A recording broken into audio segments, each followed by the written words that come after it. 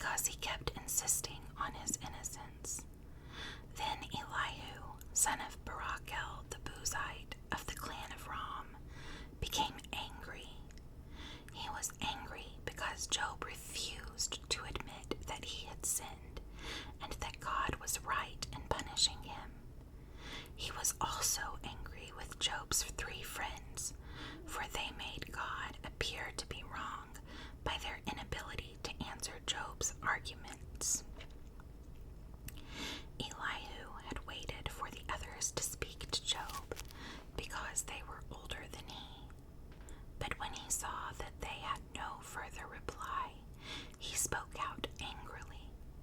Elihu, son of Barachel the Buzite, said, "I am young and you are old, so I held back from telling you what I think. I thought those who are older should speak, for wisdom comes with age. But there is a spirit within people, the breath of the Almighty within them, that makes them intelligent. Sometimes the elders are not wise. Sometimes the aged do not understand justice. So listen to me and let me tell you what I think. I have waited all this time, listening very carefully to your arguments, listening to you grope for words. I have listened, but not one of you has refuted Job or answered his arguments. And don't tell me he is too wise for us. Only God can convince him. If Job had been arguing with me, I would not answer with your kind of logic. You sit there baffled with nothing more to say. Should I continue to wait now that you are silent? Must I also remain silent? No, I will say my piece. I will speak my mind. For I am full of pent-up words, and the spirit within me urges me on. I am like a cask of wine without a vent, like a new wineskin ready to burst. I must speak to find relief, so let me give my answers. I won't play favorites or try to flatter anyone. For if I tried flattery, my Creator would soon destroy me. Chapter 33. Listen to my words, Job. Pay attention to what I have to say. Now that I have begun to speak, let me continue. I speak with all sincerity. I speak the truth. For the Spirit of God has made me, and the breath of the Almighty gives me life. Answer me if you can. Make your case and take your stand. Look, you and I both belong to God. I too was formed from clay.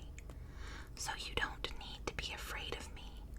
I won't come down hard on you. You have spoken in my hearing, and I have heard your very words. You said, I am pure, I am without sin, I am innocent, I have no guilt. God is picking a quarrel with me, and he considers me his enemy. He puts my feet in the stocks and watches my every move. But you are wrong, and I will show you why. For God is greater than any human being. So why are you bringing a charge against him? Why say he does not respond to people's complaints? For God speaks again and again, though people do not recognize it.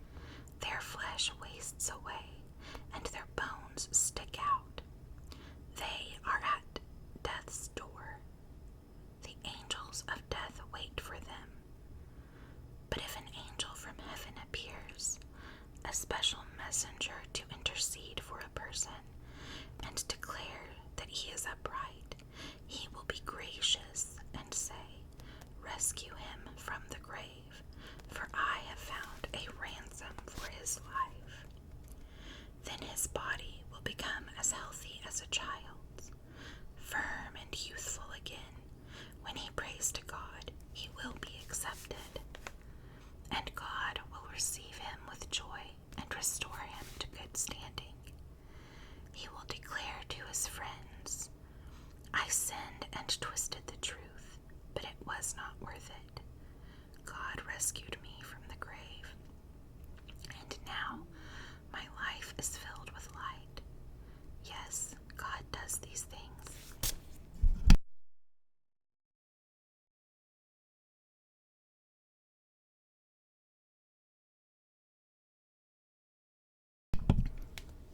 Yes, God does these things again and again for people. He rescues them from the grave so they may enjoy the light of life. Mark this well, Job. Listen to me, for I have more to say. But if you have anything to say, go ahead. Speak, for I am anxious to see you justified. But if not, then listen to me. Keep silent, and I will teach you wisdom. Then Elihu said, Listen to me. Chapter 34. Then Elihu said, Listen to me, you wise men. Pay attention, you who have knowledge. Job said, The ear tests the words it hears, just as the mouth distinguishes between foods. So let us discern for ourselves what is right. Let us learn together what is good. For Job also said, I am innocent, but God has taken away my rights. I am innocent, but they call me a liar. My suffering is incurable, though I have not sinned. Tell me, has there ever been a man like Job with his thirst for irreverent talk? He chooses evil people as companions. He spends his time with wicked men. He has even said, Why waste time trying to please God? Listen to me, you who have understanding. Everyone knows that God doesn't sin. The Almighty can do no wrong. He repays people according to their deeds. He treats people as they deserve. Truly, God will not do wrong. The Almighty will not twist justice. Did someone else put the world in his care? Who set the whole world in place? If God were to take back his spirit and withdraw his breath, all life would cease, and humanity would turn again to dust. Now listen to me, if you are wise. Pay attention to what I say. Could God govern if he hated justice? Are you going to condemn the Almighty Judge? For he says to kings, You are wicked, and to nobles, You are unjust. He doesn't care how great a person may be, and he pays no more attention to the rich than to the poor. He made them all. In a moment they die. In the middle of the night they pass away. The mighty are removed without a human hand.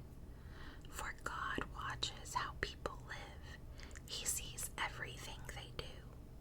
No darkness is thick enough to hide the wicked from his eyes. We don't set the time when we will come before God in judgment. He brings the mighty to ruin without asking anyone, and he sets up others in their place. He knows what they do. And in the night he overturns and destroys them. He strikes them down because they are wicked, doing it openly for all to see. For they turned away from following him. They have no respect for any of his law, any of his ways.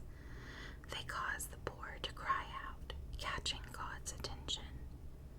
He hears the cries of the needy, but if he chooses to remain quiet, who can criticize him?